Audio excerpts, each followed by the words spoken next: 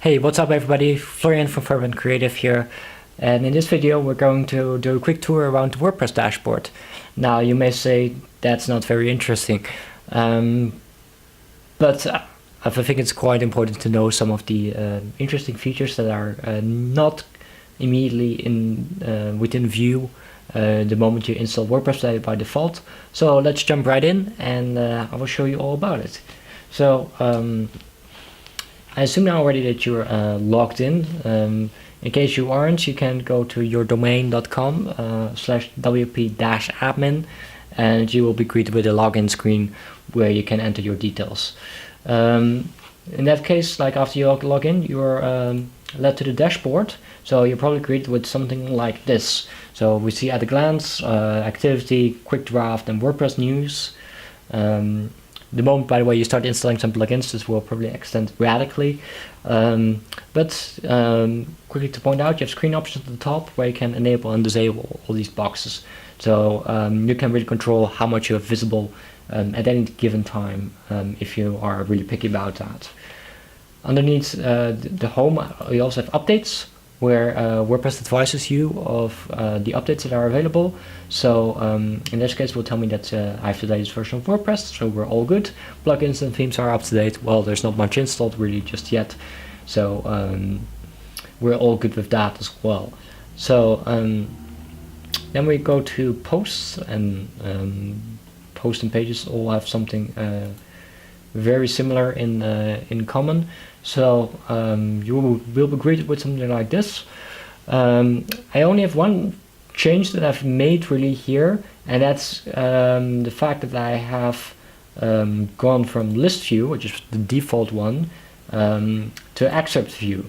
So that also shows the excerpt of an article, and this could be really useful, especially if you have articles that are similarly named. So it just makes it a little bit easier to see what everything is about. So, and by the way, by the time you're this far in this video, you're probably figuring out that the screen options thing is a recurring theme, because here as well, like in post, we can go and select stuff as well, such as the excerpt, which is not enabled by default for whatever reason. I can go and turn on custom fields. Custom fields is probably also something for another video at some point. And I can, for example, switch switch on the slug as well. So by default it's hello-world. So if we, for example, want to go and change that, this is where you can go and do that. So the slug affects like the domain. So right now it's domain.com/hello-world. So the hello-world part will be changed in the case you go and change that. You also have access to categories and tags and all that, by the way, so that's not just on the right hand side in the post view. So you can go and add categories here if you want to as well, and easily edit them. Media is here. In case at this point there's no media files. The media part of WordPress is one of the weak points in my opinion, because the management is a little bit absent. So in the case like you plan on using a lot of media, I really recommend getting an external plugin for that. Then here we have some links. To be honest, I'm pretty sure I've never used this part of WordPress, so we'll just continue on to pages. So there's currently only one page, which is the about. So, and again, you have some very similar options here at the top. There's just no excerpt view for pages, because pages are assumed, I guess, to be just static pages of content. So the likelihood of having very similarly named things over there is very low. Comments are here as well. Generally, I don't use a lot of comments, like, and most of the time I end up disabling them as well. So with that out of the way, let's move to themes. So here you have the theme options for WordPress. So by default, 2015, 2016, and the latest version of the WordPress theme 2017 are included.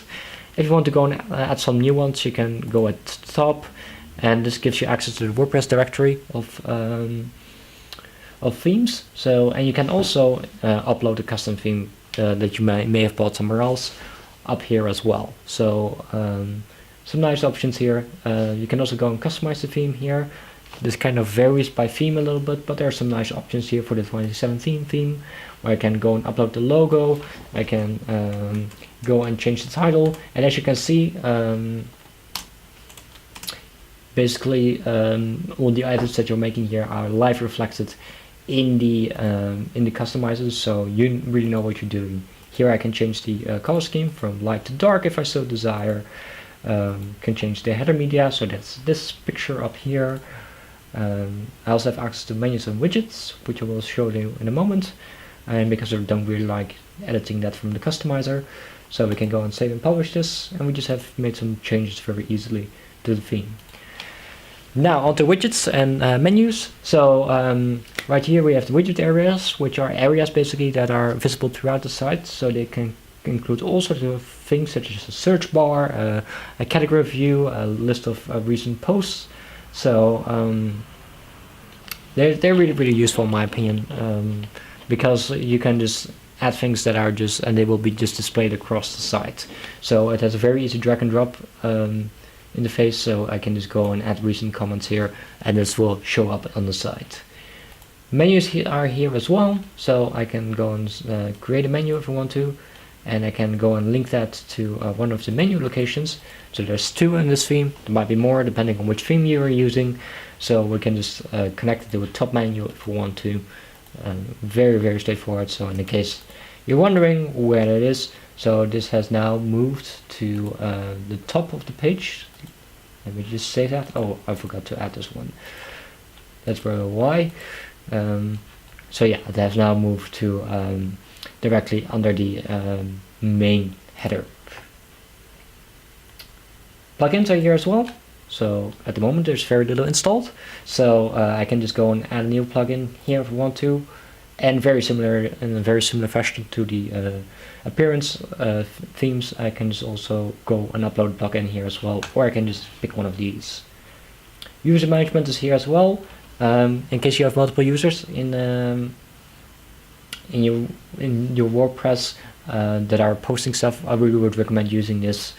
It just makes things that much easier. Like trying to go and attribute posts to people in hindsight is an incredibly complicated task, and it's just very time consuming, and there's absolutely no reason why you would only use a single account to post everything on WordPress. Just give everybody their own account, just open it up and make sure that that's okay. So you can also add my own profile here, so I can go and change my password and all that, add a lovely picture of myself. Then the tools, which is primarily import and export.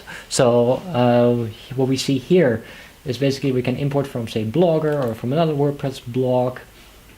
We can go and get all the stuff. So that's a very easy way to get started if you're coming from somewhere else. And it can be handy as well from time to time if you're moving stuff between WordPress blogs. We can export things here as well to formats, so we can export all the content here. By the way, this is only the content, so like all the theme settings, for example, and the customizer are not included in this. There's tools to do that as well.